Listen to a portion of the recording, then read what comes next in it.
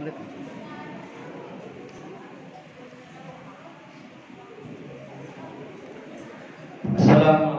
warahmatullahi wabarakatuh.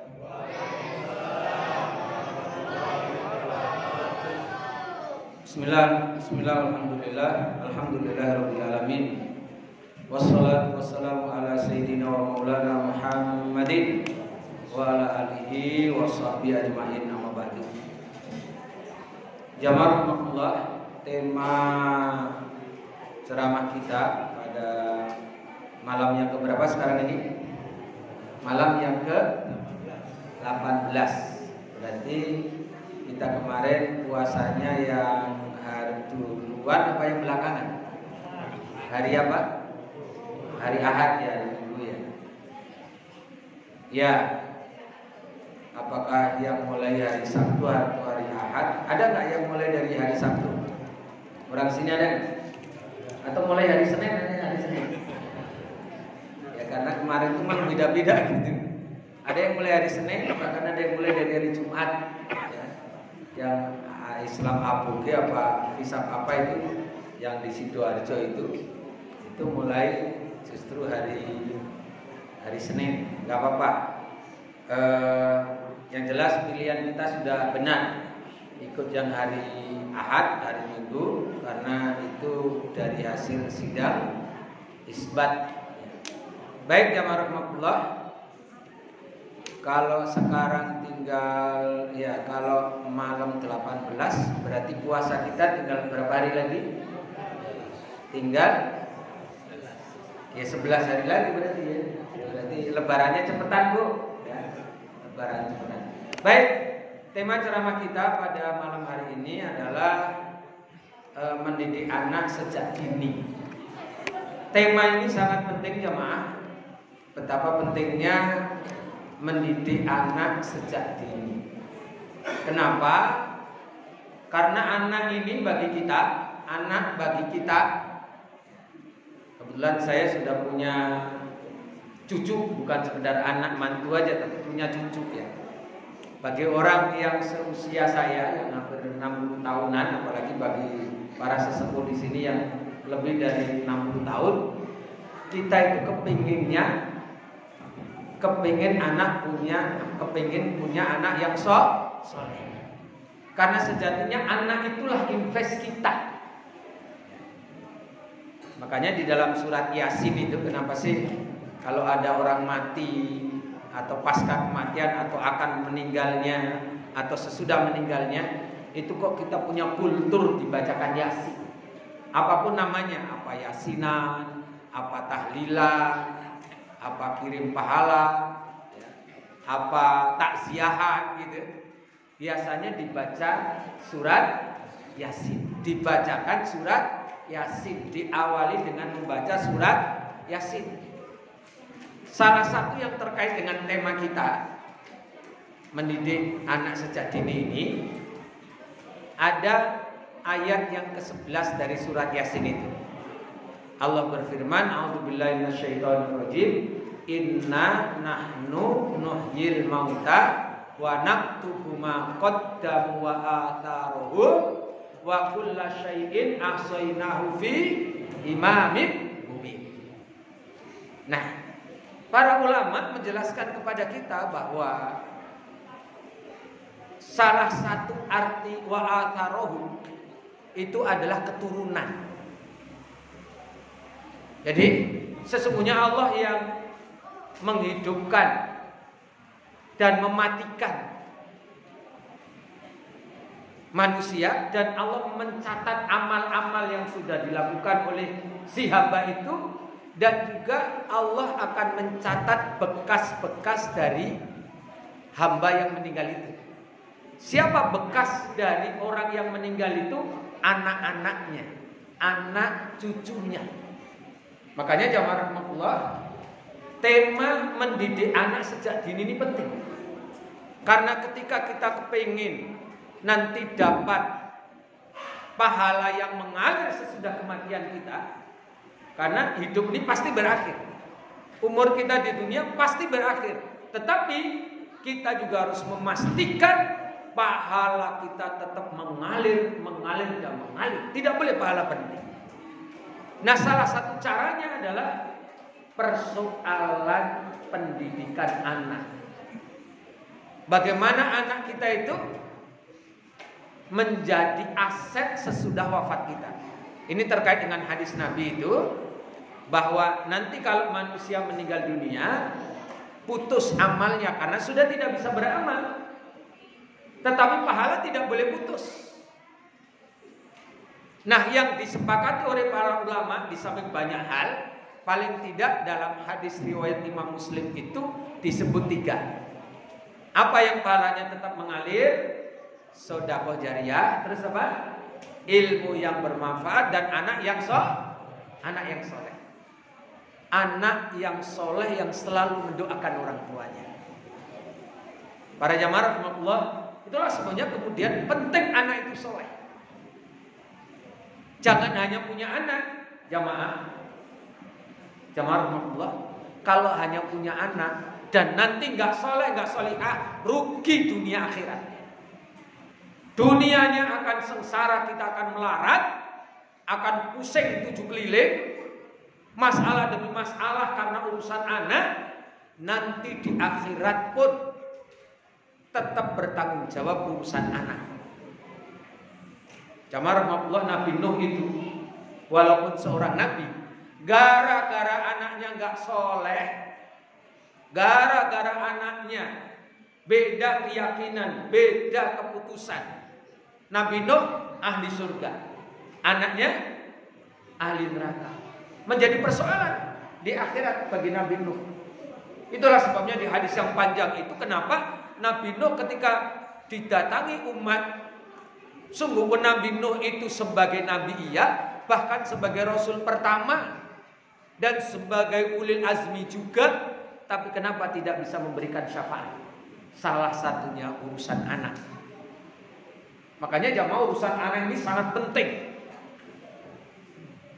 Makanya anak kita harus soleh, harus solihah, harus menjadi invest sesudah kematian kita, harus terus bisa memberikan pahala yang mengalir terus sesudah kematian kita. Caranya bagaimana? Inilah pentingnya pendidikan sejak dini. Nah, bagaimana Islam mengajarkan pendidikan anak sejak dini? Jamaah rahmatullah, di dalam Islam, ibu-ibu tolong diperhatikan, ketika ibu baru hamil itu sudah dimulai pendidikan. Dimulai pendidikan sejak hamil. Saya punya buku judulnya Wirid dan Dzikir Saat Hamil. Ini terkait dengan pendidikan anak. Kenapa? Ketika bayi itu sudah berumur sekian bulan, itu menurut ahli psikologi, bayi sudah bisa diberikan pendidikan. Makanya ibu-ibu kalau ada yang hamil, Bu, ada yang hamil enggak di sini? Berarti tua-tua semua di sini kalau enggak ada yang hamil. Ada yang hamil, Bu?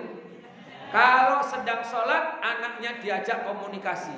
Yo nak sholat. Sedang mau berangkat ke masjid, ayo nak ke masjid. Mau berangkat tarweh, ayo nak tarweh. Mau sahur, ayo nak sahur. Ayo makan, baca bismillah. Ini pendidikan sejak dini. Anaknya harus diajak komunikasi. Ketika baca Quran sambil dipegang perutnya, niatkan untuk mendidik anak. Semoga anaknya nanti jadi hafid, jadi hafidhah. Baru kemudian nanti setelah lahir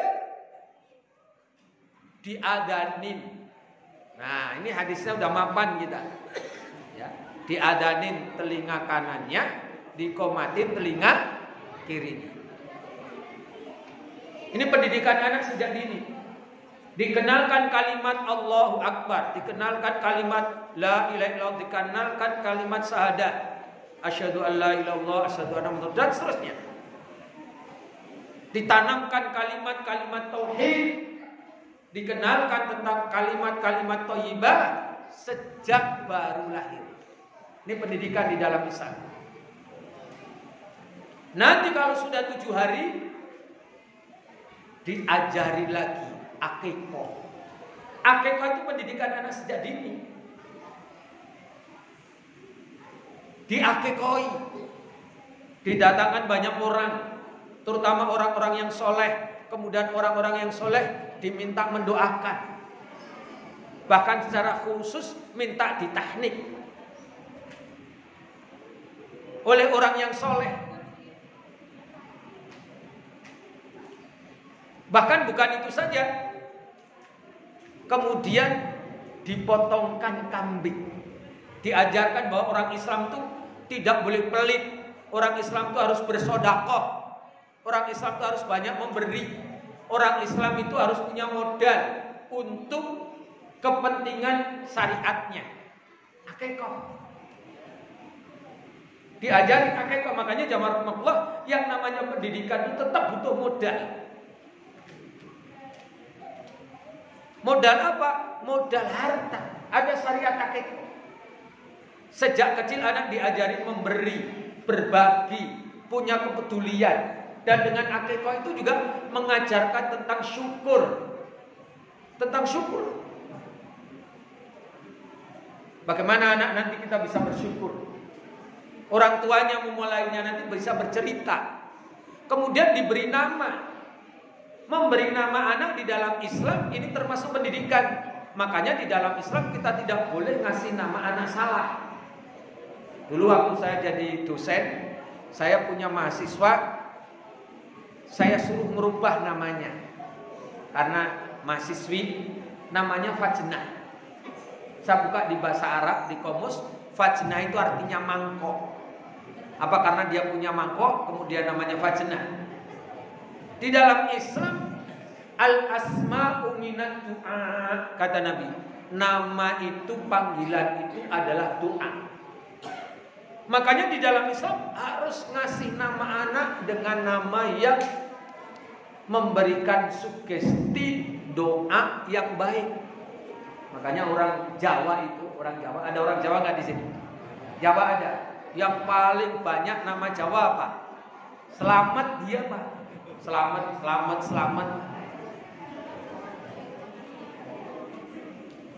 Namanya bagus selamat, tapi dipanggil matmet gitu. Akhirnya kumet. Nama sudah bagus-bagus. Nama Abdurrahman. Dipanggil Dulkeman. Nama Abdurrahman dipanggil Dulkeman. Nama Ahmad dipanggil Kumat. Loh, nama Ahmad kok jadi Kumat gimana? Atau paling tidak dipanggil Kemat. Panggilan itu harus bagus. Ya, Sulhan, bagus Sulhan. Izi, bagus Izi. Jadi jamaah rahmatullah, ya, nama itu gak boleh salah. Makanya kalau nggak tahu artinya, nanya sama orang yang soleh, nanya orang yang pinter, nanya ustadz. Gak boleh ngasih nama sembarangan. Nabi Pak pernah merubah banyak nama sahabat. Ngasih anak Ju'al. Ju'al itu yang matanya juling. Nama anak gak boleh nama sembarangan. Nama Harb. Harb itu perang. Gak boleh. Ngasih nama anak itu yang Salim. Dirubah oleh Nabi dengan nama Salim, damai.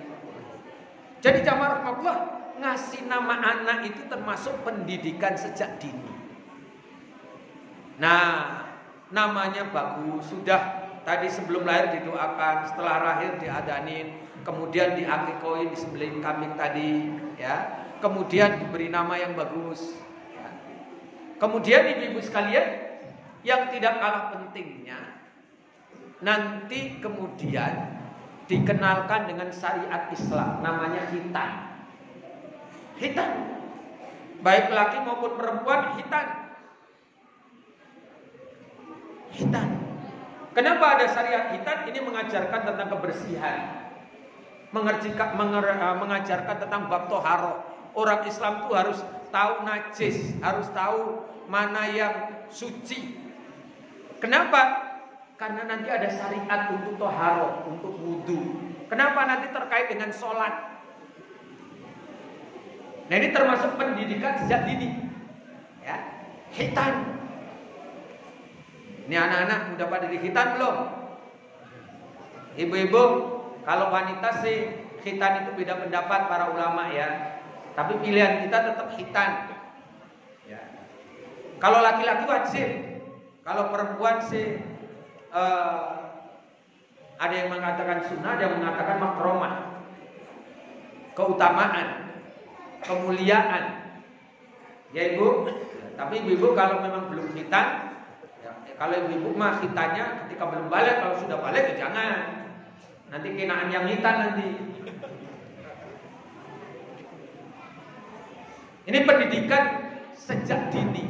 Nah, baru setelah khitan, kemudian nanti kalau anak sudah umur 10 tahun, umur 7 tahun, baru disuruh sholat. Ini hadisnya jelas nih, ya. Kalau anakmu sudah umur 7 tahun, suruh sholat. Kalau 10 tahun nggak mau sholat, suruh ngapain? Pukul. Ini pendidikan. Walaupun mukulnya nanti ada fikihnya, nggak boleh sembarangan. Anak nggak mau sholat terus diambil martil, dipentung kepalanya, ya nggak boleh. Nanti urusan sama polisi nanti.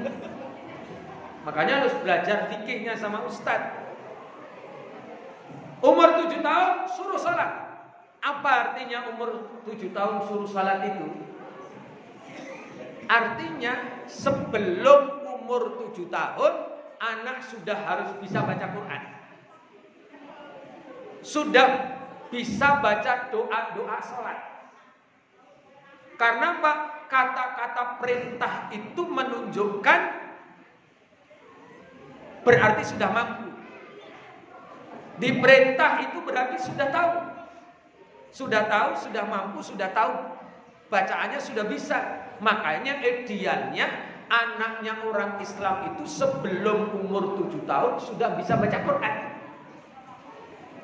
Karena Pak, ini untuk sholat minimal Al-Fatihah dan surat-surat pendek terkait untuk sholat. Makanya pendidikan yang pertama di dalam Islam, pendidikan tentang Quran dan tentang hadis. Tentang Quran, tentang sunnah. Karena ini nanti terkait dengan sholat. Al-Fatihahnya Quran, suratnya Quran, bacaan-bacaan doa iftitahnya hadis, doa-doa yang lain semua hadis. Makanya pendidikan yang harus ditanamkan sejak dini kepada anak-anak kita Quran, hadis. Minimal seputar sholat. Kenapa? Karena kalau sudah 7 tahun harus sholat. Ini proses pendidikan. Nah, baru nanti kalau sudah 10 tahun tidak perlu disuruh lagi. Dia harus sudah jalan. Justru kalau dia tidak melakukannya, sudah harus dikasih tambih, dikasih tarhib, dikasih pendidikan yang sifatnya ketegasan. Dipukul, walaupun tentunya dorban ghairu mubarrihin, mukul yang tidak memberikan asar sakit, tidak memberikan bekas rasa sakit, tetapi sebagai ketegasan orang tua yang biasa menyayangi anak, memanjakan anak, gara-gara nggak sholat boleh dipukul. Maka mukulnya nggak boleh pakai pentungan, nggak boleh. Kalau kita di Arab itu Pak, ada penjalin, apa ya bahasa Indonesia penjalin itu? Oh ya, rotan. Rotan segini, saya punya itu untuk anak saya itu, ya panjangnya segini gitu. Kemudian ada cangkolannya gitu. Nah, mukulnya pun nggak boleh pada yang vital, nggak boleh.